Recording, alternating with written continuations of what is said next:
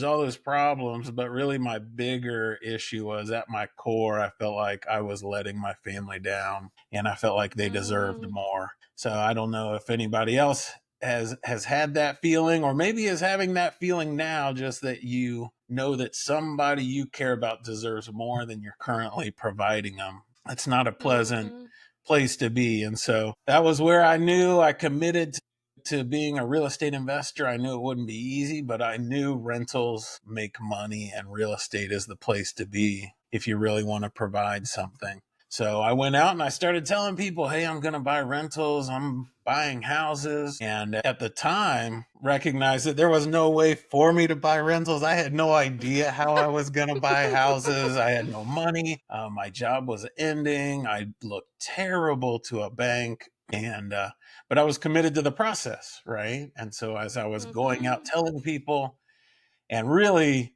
casting a vision for myself as well, trying to convince myself, I heard similar responses over and over where people said, I wanted to do that. I always wished I'd bought rentals, but I never did it.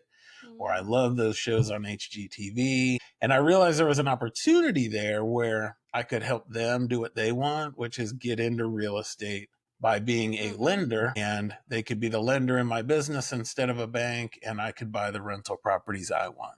And so that's how I started. And I would raise money from a private lender for the purchase of some beat up house and buy it, fix it up. And then I would refinance it with another private lender who was long term. And still today, 80 doors later, we've never used a bank for the purchase of a property. So the model That's works. awesome. That is awesome. So I'm always curious when I talk to people and they're like, oh, my parents had rental properties, or my dad had rental properties, or your mom had rental properties. And I wonder, did you buy rental properties like they bought them, or did you have a totally different approach? I bought, let's see, good question. I bought Mm-hmm. similar houses to what my parents owned and in similar neighborhoods. So when we came back from Kenya, we were supported by one of our churches in the hometown that I grew up in.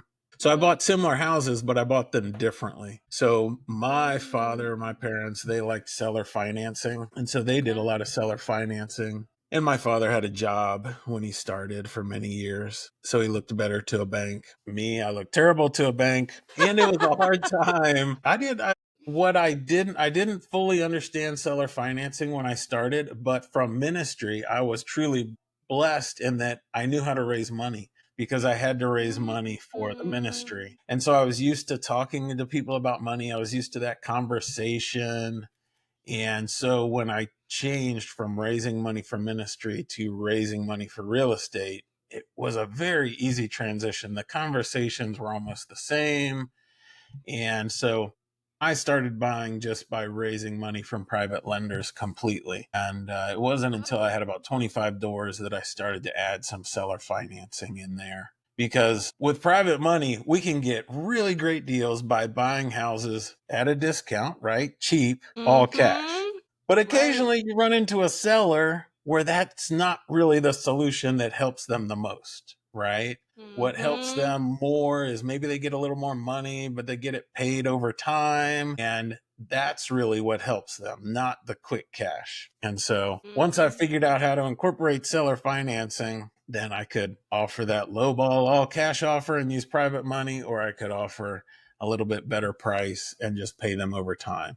And that allowed me to start converting more deals and grow faster. Right. I love that you mentioned that, from ministry, you got a transferable skill of raising money that you transferred it over to real estate. And if I look back over like my life, I remember in college, I was flat broke. I didn't have any money, like to the point where I had to ask my relatives for money for books and things like that. And so when it came to talking about money to people like later on in life, it really wasn't that hard for me to do because I had been doing that in college all along.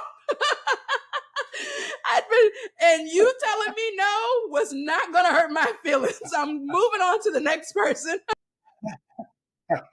So I've noticed how the transition, it started there, then it went to, getting money for the properties, now to doing events and sponsorships. People are like, oh, people for money. So That's I love awesome. that. I love that. Yeah. So let's talk about raising money some. So like, what do those conversations look like for people that hasn't been their experience of, getting money from someone else to buy properties? What are those conversations look like when you're trying to raise money for your deals? Yeah, completely. So a lot of people struggle with that conversation and they feel like it's a tense conversation or it's almost like a Mm-hmm. negotiation. But Mm-hmm. in my experience and all my clients' experiences, it's just a relaxed, casual conversation, right? That's all. There's no pressure. And so, all I'm looking to do and the perspective that I want to have is that I am talking to people. My ideal lender is not in real estate, right? And I know I I can love it. raise money in real estate, but my ideal lender, the one I'm really after, is not in real estate, but they would like to be in real estate. So they understand that Mm-hmm. real estate is a good investment. It's just a little bit daunting to get into it. And I'm sure everybody listening knows people that recognize real estate is a good investment, but they've never actually invested, right? Because Mm-hmm. many people recognize it as a good thing. Not many people actually do it. And so That's true. all I am doing in the conversation is asking them what investments they like, why they would be interested in real estate, right? What kind of return they get in other investments. And then I'm helping them get what they want. So really, I'm hardly in the conversation, right? I'm just Mm-hmm. learning more about them and then helping them get what they want. So I never want to feel like I'm asking for anything. All I'm doing is Mm, serving them and helping them. right. And so, I mean, as far as how the conversation goes, we're sitting at a table. Maybe it's a coffee shop. Maybe it's over lunch, right? And we're talking about family and activities and what people are into and investments. And then at some point, we convert to more about business and what my business does and the opportunity they have to be a lender in it. And at the very end, I'll ask them if this opportunity sounds good to them or not, if they'd like me to present them with an actual deal or not. And that's it. Super low key, super relaxed. And most people want that meeting because they want to hear how they could potentially share in the profits of a real estate deal. And once you're in the meeting, I mean, as long as you're relatable, conversationable, and want to help them and serve them, it's a very high conversion for people who actually want to lend in the business. Right. So for people that are listening, right, and they're like, man, that sounds amazing. I want to sit down. I want to talk to people about this. But all the people I am around, they're broke. Where do you suggest people like go to meet people that they can have these conversations with? Yeah, I think so. There are two great ways. And I know that is one of the biggest obstacles, right? I just don't know the right people. And Mm-hmm. I've for years done coaching on specifically how to raise private money. And everybody comes into that program believing that, right? If people had a whole bunch of rich friends that were begging to give them money, they wouldn't come into my coaching program, right? Obviously. So there's two great ways.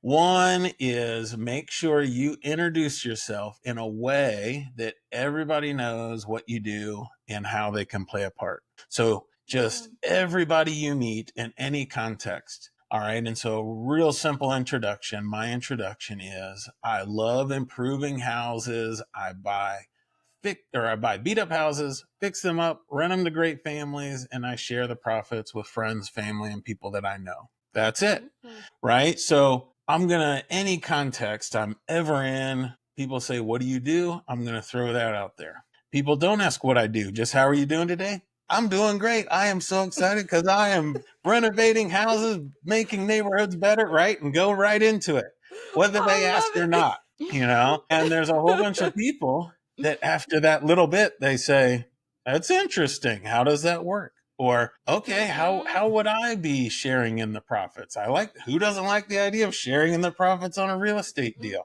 right? So that's Right. one way. The other way is just get around people that, there are circles of people that have a higher potential of being your ideal client. And so if Mhm. you end up hanging around those potential lenders, you're going to find more private lenders, right? If you're in the right circles. And we can raise money in real